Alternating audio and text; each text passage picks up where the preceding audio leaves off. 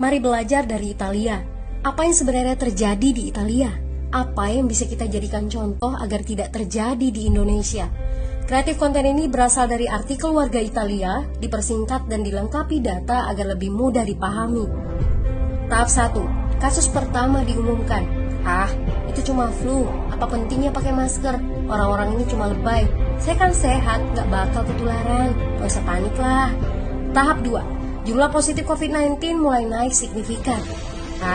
Cuma beberapa yang kena. Yang meninggal pun hanya orang-orang tua saja yang emang udah punya penyakit. Hidup seperti biasa aja lah. Pacaran, nongkrong bareng temen, jalan-jalan ke mall, tetep. Lanjut. Tahap ketiga. Jumlah kasus meningkat dengan cepat, berlipat ganda dalam 1 hari. Tingkat kematian pun bertambah. 7 Maret, lebih dari 5.000 kasus positif COVID-19. Zona merah diberlakukan di Italia.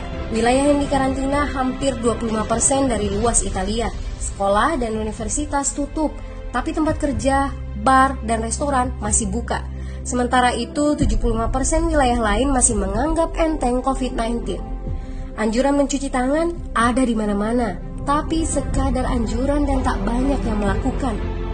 Tahap 4. Jumlah kasus meningkat pesat. Sekolah dan universitas ditutup selama sebulan. Darurat nasional pun diberlakukan.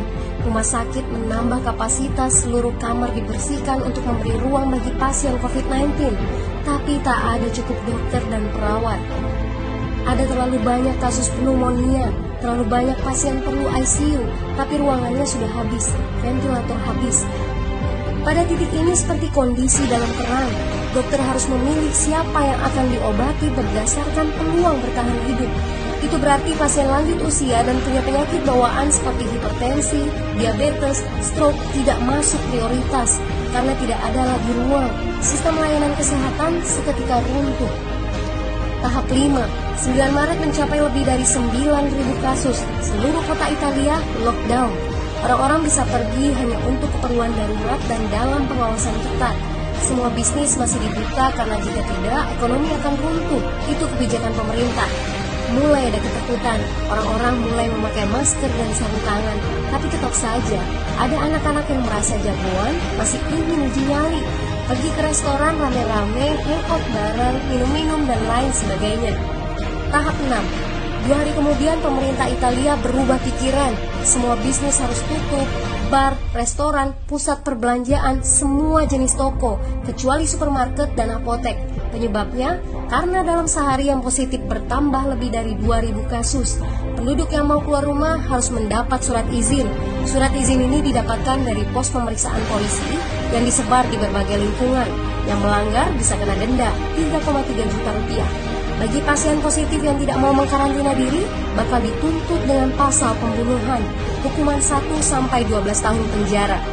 21 Maret jumlah korban meninggal di Italia terus meningkat melampaui Cina. Sebagai gambaran, luas Italia itu kurang lebih 2 kali Pulau Jawa. Penduduknya lebih dari 60 juta jiwa. Lalu apa yang harus kita pelajari dari Italia? Yuk, mulai dari diri sendiri, mulai dari di rumah aja. Jaga kebersihan lalu isolasi diri dan keluarga.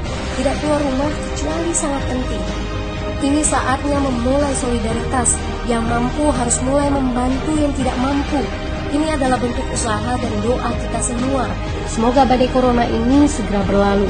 Mari memulai kekompakan dengan membagikan informasi ini. Di rumah aja, mari belajar dari Italia.